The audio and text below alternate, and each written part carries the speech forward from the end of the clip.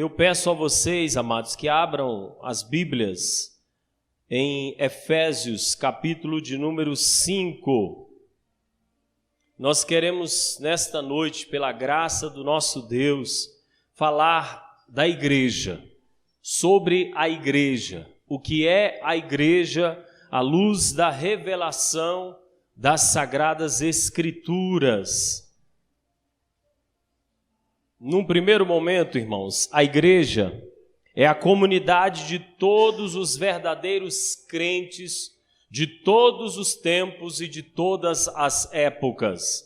Isto é, todos que são chamados pelo Senhor desde a antiguidade, como a gente vê nos textos sagrados, Abraão, Isaque, Jacó, todos os patriarcas, todos os reis, profetas, todos aqueles homens e mulheres que foram vocacionados para fazerem parte do povo de Deus nesta terra e principalmente na trajetória do Novo Testamento, na revelação de Cristo Jesus, nosso Senhor. Todos estes, amados, constituem a igreja do Senhor. Então são todos os verdadeiros crentes de todas as épocas. Esses referem-se na ótica divina como sendo a igreja de Deus, ou o povo de Deus. E aí, primeiramente, eu quero lhes dizer que Jesus morreu por este povo. Jesus se entregou por esta igreja. Aqui estamos então em Efésios 5, verso de número 25, onde nos é dito, amados: maridos, amai a vossa mulher, como também Cristo amou a igreja e a si mesmo fez o que, meus irmãos? Se entregou por ela. 26, para que a santificasse, tendo-a purificado por meio da lavagem de água pela palavra. Para qual objetivo? Para a apresentar a si mesmo igreja gloriosa, sem mácula, nem ruga, nem coisa semelhante, porém santa e sem defeito. Então esta foi a forma, a maneira gloriosa como Cristo amou o seu povo, a sua igreja. Ele se entregou por ela, morreu por ela, deu graça a ela sem que a mesma tivesse qualquer mérito. Então esta é a base da existência da igreja.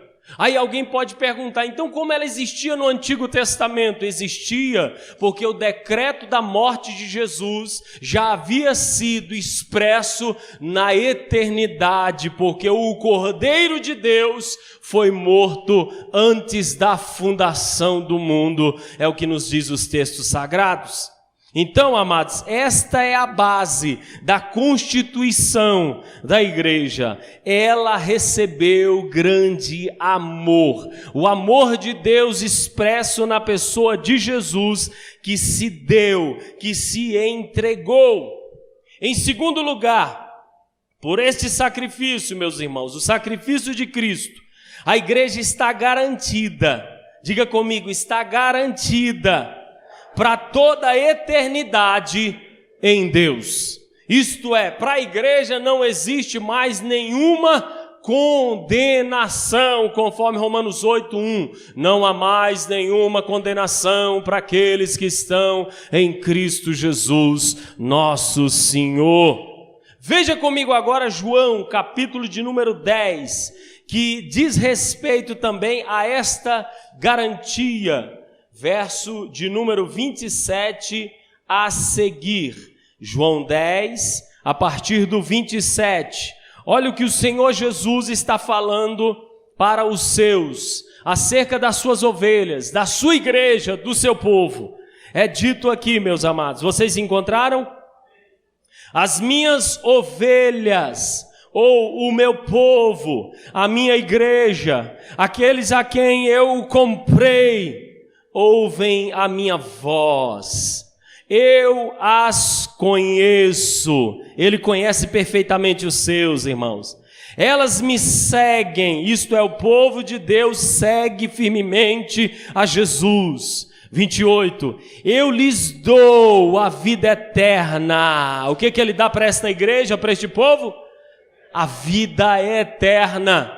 Não é um prêmio da loteria, irmãos, não é um carro melhor, não é uma mansão no Lago Sul, no Lago Norte ou em qualquer outra parte tão bela deste mundo, não.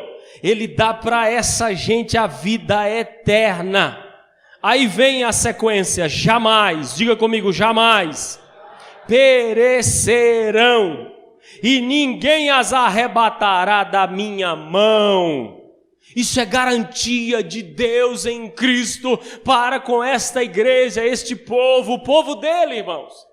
Dou-lhes a vida eterna, jamais perecerão, e ninguém, irmãos, nenhuma criatura, nenhum ser, nada, nenhuma circunstância pode separar esta igreja do Deus vivo, daquele que a comprou. Ninguém pode arrebatar as ovelhas de suas mãos. Verso 29, porque aquilo que meu Pai me deu é maior do que tudo. Então o que é maior para Deus na sua visão? A igreja, os seus filhos, o seu povo, tanto que ele derramou seu sangue por estes.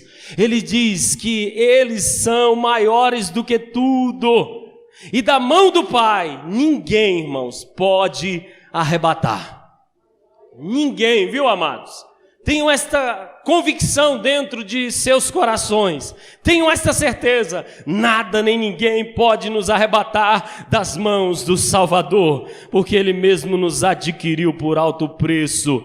Então, por este sacrifício, o sacrifício de Jesus, a igreja está garantida para toda a eternidade em Deus. Em concordância, Romanos 8:37 vai dizer: em todas estas coisas, está falando de lutas, grandes tribulações, diz, em todas estas coisas somos mais do que vencedores por meio daquele que nos amou. E aí no 39 vai dizer, porque eu estou bem certo, palavras do apóstolo Paulo, de que nem a morte, nem a vida. E eu lhes pergunto, a vida apresenta agruras, tempestades, dias maus, difíceis, turbulentos? Sim ou não, meus irmãos? Sim, no mundo tereis aflições, disse o Senhor Jesus, João 16:33. Então nem a morte, nem a vida, seja com o seu fascínio, seja com aquilo que é favorável, agradável aos olhos, ou aquilo que é adverso, de grande dificuldade, nem a vida, nem os anjos, nem principados, potestades, altura, profundidade, ou qualquer outra criatura poderá nos separar deste grande amor, que é o amor de Deus revelado em Jesus. Isso é garantia para sempre, meus irmãos. Em terceiro lugar, qual é a missão desta igreja? Repito, esta igreja que foi adquirida pelo próprio Deus, estabelecida pelo próprio Deus, Ele se entregou por ela, Ele morreu por ela, ela não tinha e não tem qualquer mérito, mas aprove ao Senhor, no seu grande amor, entregar-se por ela. Esta igreja tem uma tarefa a exercer, tem uma missão a cumprir, irmãos, e eu lhes pergunto, que missão é essa? Primeiro, irmãos, ministrar a Deus. Diga comigo, ministrar ao próprio Deus. Isso significa adoração. Lembra-se de João capítulo 24, ali a partir do 23, o diálogo de Jesus com a mulher samaritana? Ele disse, vem a hora, e já chegou, onde os verdadeiros adoradores adorarão o Pai em espírito e em verdade. São esses que o Pai procura para serem seus adoradores. Então esta igreja tem em primeiro lugar na sua missão ministrar a Deus, ministrar ao Senhor. Veja comigo Efésios capítulo de número 1, versos 11 e 12. Efésios 1, versos 11 e 12.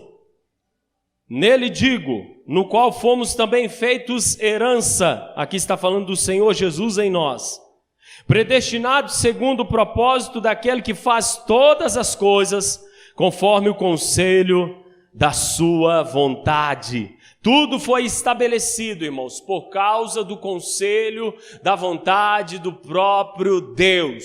Ele não consultou ninguém, ele não pediu orientação a ninguém, ninguém lhe deu sabedoria, entendimento ou conselhos.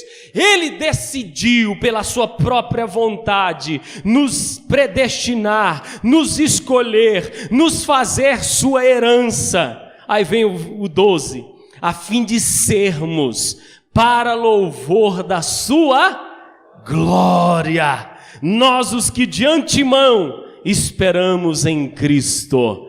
Então diga comigo, a igreja tem uma missão, e em primeiro lugar, esta missão é ministrar a Deus, pois Ele nos fez para louvor de sua glória.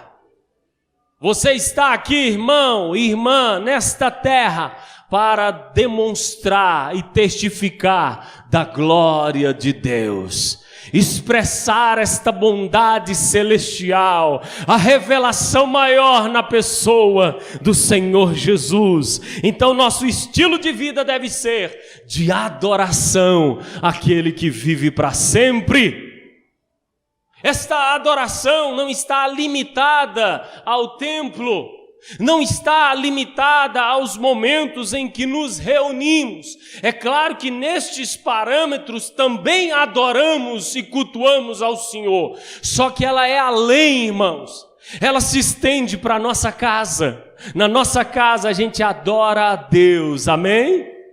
No nosso trabalho também? Sim. No passeio? No colégio, no curso, nas atividades diversas aí do nosso cotidiano, nós podemos e devemos adorar a Deus, sim ou não, irmãos?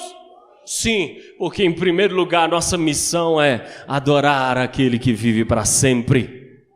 Então a nossa maneira de viver, ela é diferenciada, porque Deus nos amou, Deus nos escolheu e nos estabeleceu como seu povo, como a sua igreja. Veja comigo 1 de Pedro, capítulo 2, versos 9 e 10. 1 de Pedro, capítulo 2, versículos 9 e 10. Assim é dito pelo Pedro: vós, porém, sois raça eleita, sacerdócio real, nação santa, povo de propriedade exclusiva, de quem? De nós mesmos? Não, de Deus. Nós somos dele, irmãos. Raça eleita, sacerdócio real, nação santa, povo de propriedade exclusiva de Deus. Afinal foi ele quem nos comprou. Então quando a gente for cantar essa casa é sua casa, diga, essa casa é sua casa, ela pertence só a você, Jesus. Ela é de Jesus, amém, irmãos? A gente não deixou ela para ele, ela é dele, amém, irmãos? Ela pertence a você, Jesus, e não eu a deixei para você. Como? Foi ele quem nos comprou, irmãos. Nós somos dele, pertencemos a ele, propriedade exclusiva dele. E entendendo isso, o que a gente vai dar para ele? Adoração, louvores do nosso estilo de vida, porque aqui diz na sequência do 9, a fim de proclamardes as virtudes daquele que vos chamou. De onde foi que ele chamou a gente, irmãos? Das trevas para a sua maravilhosa luz. Diga, nós estamos em Cristo, na maravilhosa luz de Deus. Estávamos nas trevas, fomos retirados de lá. Vós sim que antes não erais povo, ou não erais igreja, gente de Deus, mas agora sois povo de Deus, que não tinhais alcançado a misericórdia, mas agora alcançastes misericórdia. Diga, em Cristo Jesus, eu alcancei a misericórdia de Deus. Somos propriedade exclusiva dele, meus irmãos, dele. Então, em primeiro lugar, ministre a Deus. Você não está aqui para viver apenas para você não, viu? Para minha casa, para os meus negócios, para aquilo que está sob o meu controle. Não, sobretudo para Deus. Dele dependem todas as coisas. Diz-nos Atos 17 que nele, por causa dele, nós existimos, nós respiramos e também nos movimentamos. Se não for a graça de Deus, quem é que fica de pé, irmãos? Jó 34:14, palavras de Eliú: se Deus pensasse apenas em si mesmo, ele recolheria o fôlego de vida, e toda criatura ou todo ser vivente, num só instante, expiraria. Todos cairiam, todos voltariam para o pó. Porque isso não tem acontecido de forma total e plena, irmãos? Porque Deus é bom, porque Deus é misericordioso, e essa misericórdia, conforme Lamentações 3:22, renova-se a cada manhã. A cada manhã ela se renovou hoje para nós, sim ou não? Por isso chegou esta noite e aqui estamos para a glória de Deus. Então, você não pertence a você mesmo, você pertence àquele que te comprou. Você é propriedade exclusiva do Senhor. Ministre para Ele. E se a gente ministra para Ele, meus irmãos, eu lhes pergunto, tem que ser o pior? De qualquer jeito? O resto? A sobra? Se der? Quando der, é assim, irmãos? Deve ser assim, irmãos? Respondam, por favor. Respondam mais uma vez. Todos estão cientes, não deve ser assim. Então, meus amados, vamos, na nossa responsabilidade de fé cristã, dar o nosso melhor para esse que fez tudo por nós, sem que merecêssemos. Ele nos comprou, ponto. Ele nos comprou. 2, meus irmãos, como igreja nós temos uma missão, e esta missão, além de ministrar a Deus, deve ministrar também aos seus membros. Diz-nos a Escritura, em 1 Coríntios, capítulo de número 12, que nós somos membros uns dos outros. Diga comigo, nós somos membros uns dos outros. Está falando de um corpo, e esse corpo tem uma cabeça, tem ou não tem, irmãos? Quem é a cabeça deste corpo? O Senhor Jesus. Ele é o dono de tudo, amados, Ele é o dono de tudo. Mas cada um na sua função, na sua particularidade de membro, deve ajudar o outro, deve realmente agraciar o outro, deve fazer pelo outro, deve considerar o outro. Somos membros uns dos outros. Então a igreja, na sua missão, ela ministra a Deus e ministra também aos seus membros, amém? Ministra aos seus membros. Veja comigo Efésios 4. Efésios 4, a partir do versículo 11, isso aqui vai de encontro principalmente àqueles que desenvolvem a ideia dos desigrejados. Não há necessidade de congregar, não há necessidade de estar em um ajuntamento solene referente aos santos ou aos irmãos que compõem a igreja. Para esses a Bíblia vai dizer, Efésios capítulo 4, versículo 11 a seguir: e Ele mesmo, o Senhor, meus irmãos, concedeu uns para quê?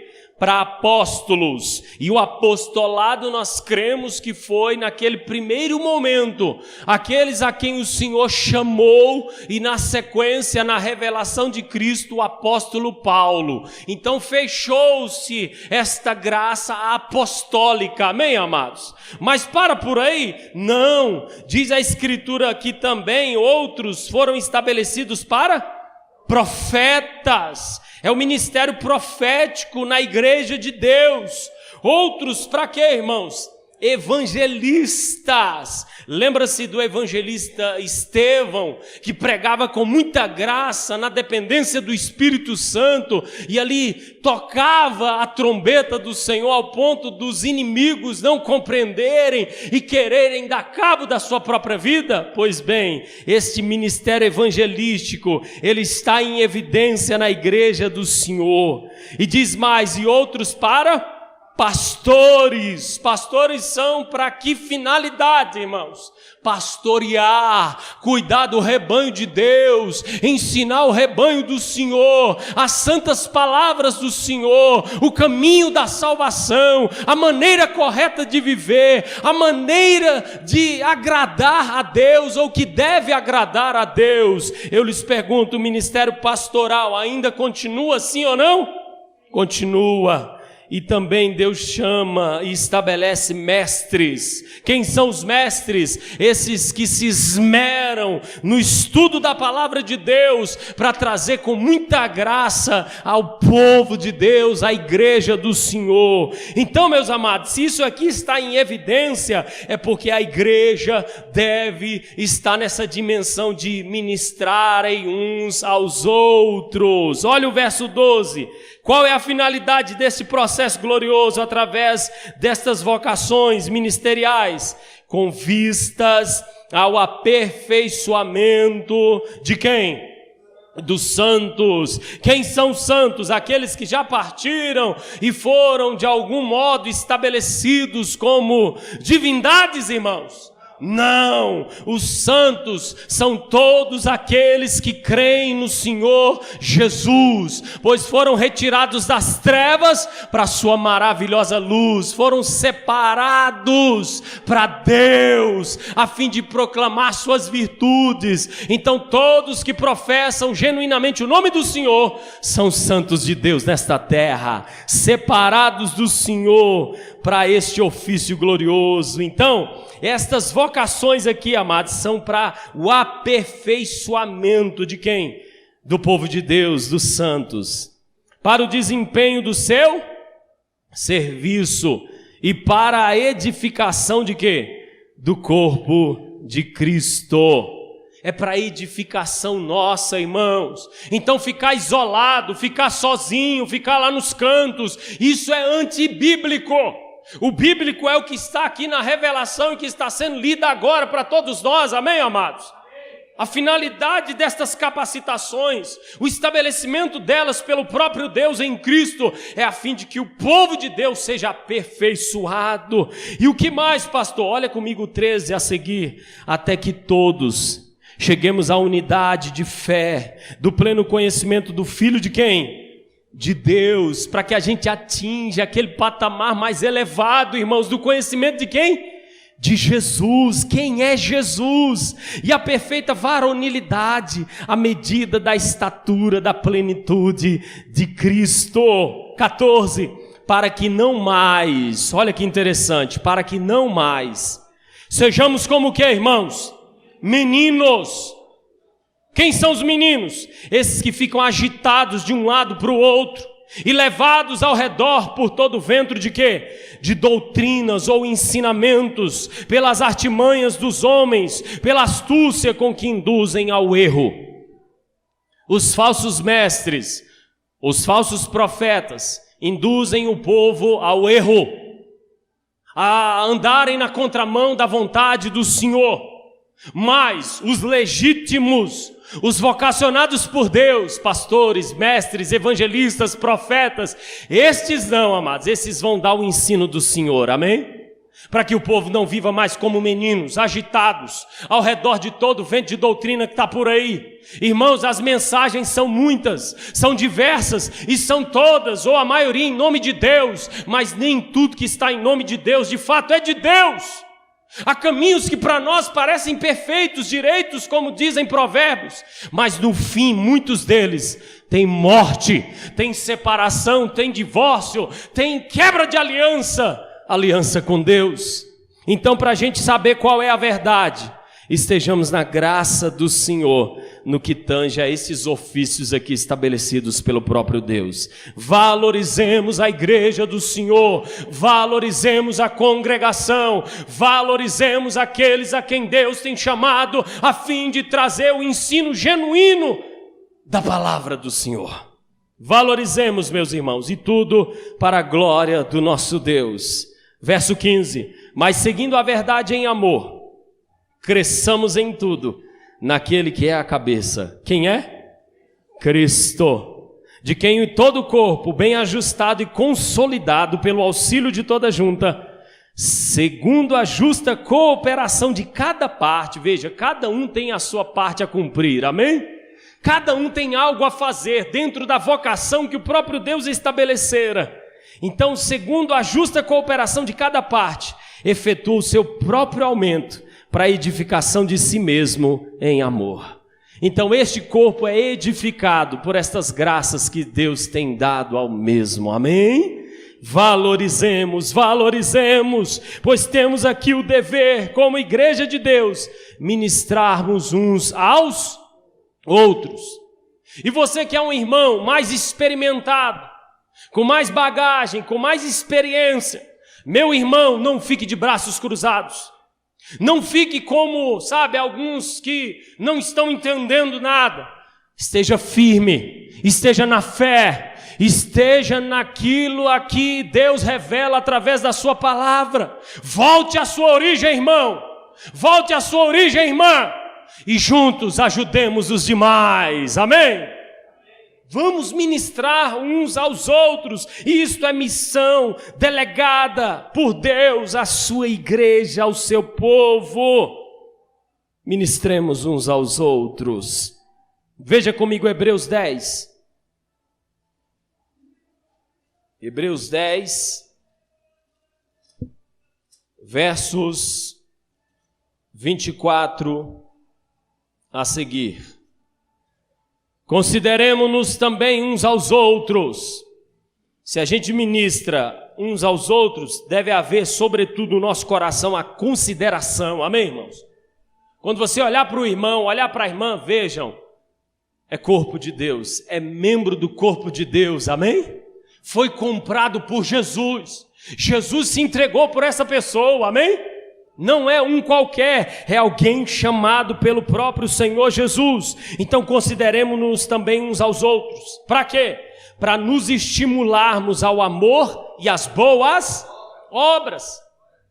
Para que isso sirva entre nós de incentivo, irmãos. Então consideremos a todos, amém?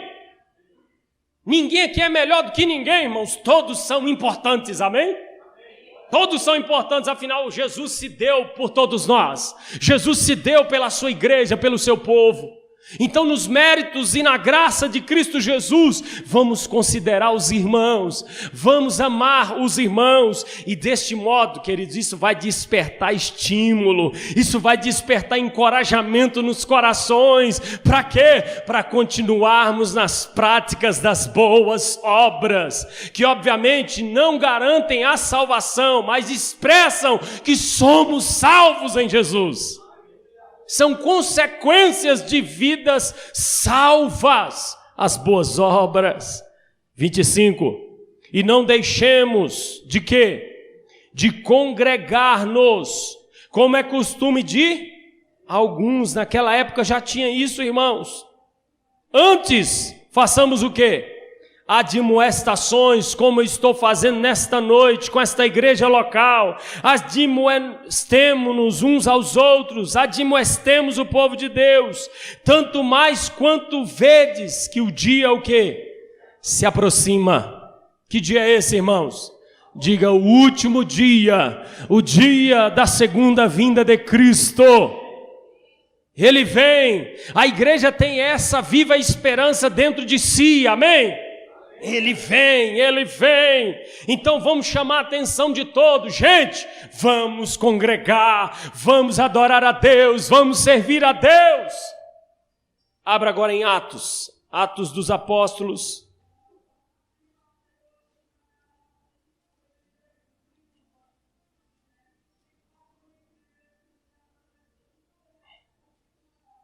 2:42.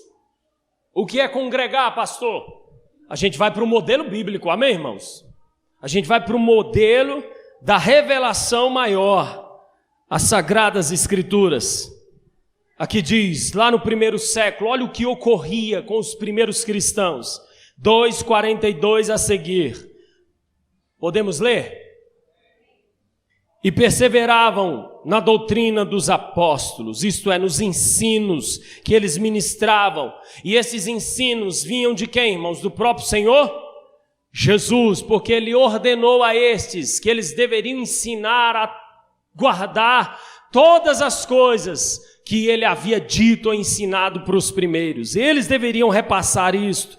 Então aqui eles perseveravam nesse ensino, nessa doutrina. E também em que, irmãos? Na comunhão. Comunhão, amém, irmãos? No partir do pão e também nas orações. Eles sempre estavam juntos, queridos. Em cada alma havia o que, irmãos? Desrespeito? Falta de temor? Havia temor, irmãos. Havia temor no povo de Deus. E muitos prodígios, sinais eram feitos por intermédio daqueles apóstolos, ou dos apóstolos. Todos os que creram estavam separados, é isto? Juntos. E tinham tudo de que maneira, irmãos? Em comum. Vendiam suas propriedades e bens, distribuindo o produto entre todos à medida que alguém tinha necessidade. Diariamente. Quantas vezes, irmãos? Diariamente, todos os dias, irmãos. Perseveravam unânimes aonde? No templo. Até então o templo estava de pé. Então diariamente, irmãos, eles perseveravam juntos aonde? No templo. Partiam o pão de casa em casa. Tomavam as suas refeições de que maneira? Com tristeza? Oh, amados, com alegria e singeleza de coração, e nesses momentos louvando a Deus e contando com a simpatia, graciosidade de todo o povo. Enquanto isso, o Deus Todo-Poderoso acrescentava-lhes dia a dia os que iam sendo salvos, porque a igreja é dele. Mas veja que essa igreja, na sua missão, na sua responsabilidade de ministrarem uns aos outros, não era negligente, irmãos. Esse é o modelo que nós devemos voltar, amém? Voltemo-nos às nossas raízes, voltemo-nos à nossa origem, está aqui expressa na palavra do Senhor. Olha quanta graciosidade, irmãos, quanta graciosidade. Sempre juntos, sempre em fé, em comunhão, partiam pão juntos, eram os momentos de ceia, eram os momentos também de se alimentarem, era grande alegria, grande graça, irmãos, tudo era comum entre o povo de Deus, ninguém se considerava maior do que o outro, na medida que alguém tinha necessidade, carências, o que os demais faziam? Vamos dar cobertura para ele, vamos assistir a ele, vamos abençoá-lo. A irmã acabou de apresentar aqui uma situação a fim de assistirmos uns aos outros. Vamos acatar, amém, amados? Vamos estar abertos para isso. Isto é também ministrar aos seus membros. Em terceiro lugar, irmãos, dentro da missão da igreja, ela ministra ao mundo. Diga, a igreja ministra ao mundo. Mundo na Bíblia tem 3 sentidos, irmãos.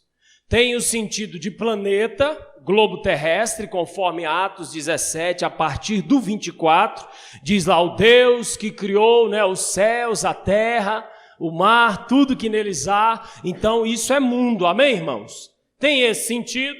Tem o outro sentido, irmãos, que refere-se ao sistema pecaminoso, rebelde, descrito na primeira carta de João, quando ele diz, não ameis o mundo, nem as coisas que no mundo há, porque se alguém amar o mundo, o amor do Pai não está nele. Então a gente não pode amar o sistema caído, o sistema que é contrário à vontade de Deus, o sistema ímpio. Isso é apresentado nas cartas de João como mundo também, irmãos. E mundo tem o sentido de nações, povos, línguas. Como é dito em João 3,16, Deus amou ao mundo de tal maneira que deu Seu único Filho, para que todo que nele crê não pereça, mas tenha a vida a eterna. Então esse mundo aí a gente tem que amar, amém, irmãos? Que mundo é esse? As nações, os povos, as diversas línguas, isto é, o ser humano como um todo, irmãos. Então a igreja tem essa responsabilidade de ministrar ao mundo. Lá em Mateus 5, 14 a 16, vamos ver o que Jesus disse, amados. Mateus 5, versículo 14 a 16. Dentro dessa missão nossa de ministrarmos ao mundo, ministrarmos aos povos, ministrarmos às pessoas diversas, declararmos a graça de Deus para eles. Olha o que é dito através do Senhor Jesus. Encontraram aí, meus irmãos? Vós sois o quê? A luz do mundo. Não se pode esconder a cidade edificada sobre um monte. Nem se acende uma candeia para colocá-la onde, irmãos? Debaixo de um alqueire. Mas aonde? No velador. E assim alumia todos os que se encontram na casa. Então o lugar da luz é aonde, irmãos? É em cima, amém, irmãos? Porque estando em cima, estando no teto, estando num lugar superior, o que ela propicia ao ambiente ou o que está em volta? Claridade, amém, irmãos? Iluminação. E Jesus está dizendo, quem é a luz do mundo? Quem é? Diga aí, quem é? Diga a igreja do Senhor Jesus, o povo de Deus, os vocacionados pelo Senhor. Aí ele diz aqui no 16, meus amados, assim brilhe também a vossa luz diante de quem, meus irmãos? Dos homens, para que vejam as vossas boas obras e glorifiquem ao vosso Pai que está onde? Nos céus. Então diga, como igreja de Deus, como povo de Deus, eu tenho uma missão, ministrar para este mundo. A gente é luz onde a gente trabalha, irmãos. A gente é luz onde a gente mora, irmãos. A gente é luz na nossa congregação, irmãos. O ímpio passa aí, como é que ele vê a gente? O que ele detecta na gente? O que ele percebe em nós como característica? Quando a gente está por aí, vai num parque da cidade, num zoológico, numa praia, num parque, numa Caldas Novas da vida, ou numa praia dessas chiques aí de outras nações, né? Como alguns já tiveram oportunidade de ir, Cancún, né? Como é que a gente se porta nesses lugares? Como é que o ímpio, o mundo nos vê? Como, irmãos? Tem luz, tem brilho, tem iluminação, tem graça de Deus? Ou só o que desagrada a Deus, irmãos? Meus amados, a igreja tem essa missão, ministrar ao mundo. É nosso dever, afinal, voltando, fomos comprados, somos propriedade exclusiva de quem? De Jesus. Aleluia! Mateus 28, 19, vocês conhecem. Jesus disse o quê para a sua igreja, para o seu povo? Ide, fazei o quê? Discípulos, alunos de todas as nações, e batizando-os em nome do Pai, do Filho e do Espírito Santo, e ensinando também a guardar todas as coisas que vos tenho dito, e eis que estarei convosco todos os dias, até quando? Até o fechamento de tudo, até a consumação dos séculos, até o último dia. Meus irmãos, vamos, amém? Vamos, Jesus disse, ide. Respondam comigo, vamos, amém, amados? Levemos a este mundo a graça de Deus, a luz de Jesus que raiou dentro de nós, pelo poder do seu Espírito que em nós habita. Vamos expressar essa graça, meus amados, em nome de Jesus, em nome de Jesus.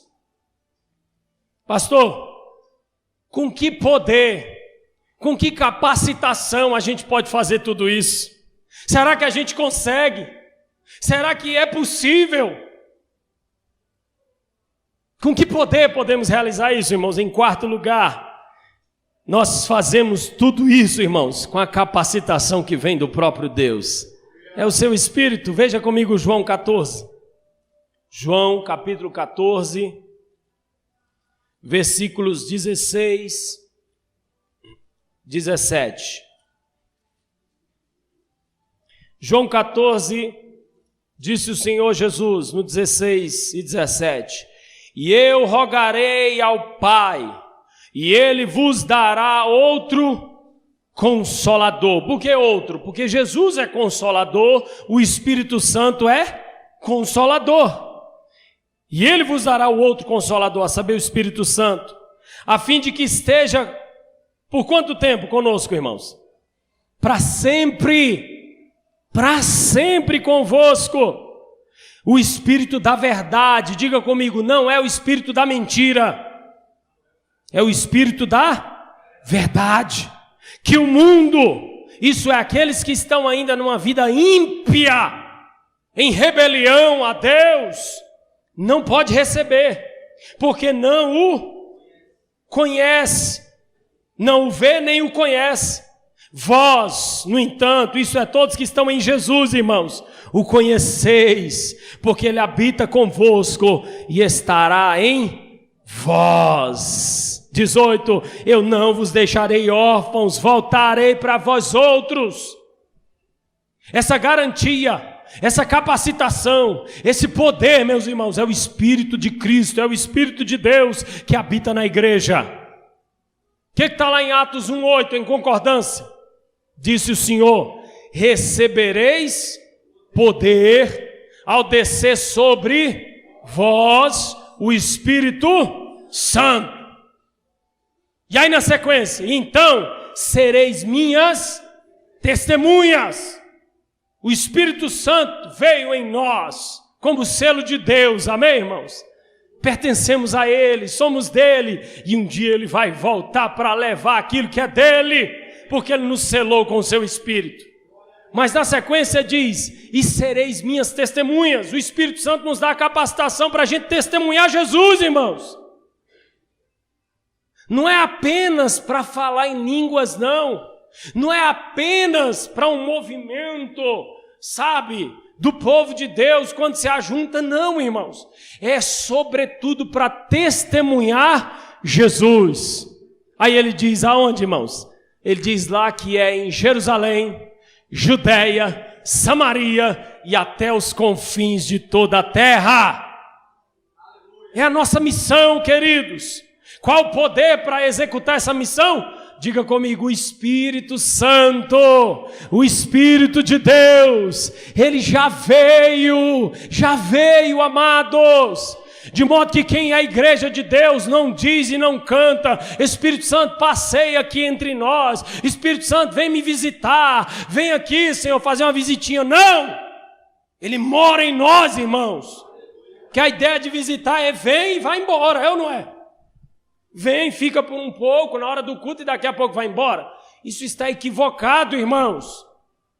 Ele já está em nós. Ele já habita em nós. O que a gente deve dizer é: Senhor, pelo seu Espírito, renova o meu ser, renova o meu coração, transforma as minhas ideias, transforma a minha mentalidade. Eu quero a cada dia parecer mais com os céus, parecer mais com Jesus, andar nos passos de Jesus. Então, Espírito Santo, molda o meu ser. É isso que a gente deve pedir, amém, irmãos?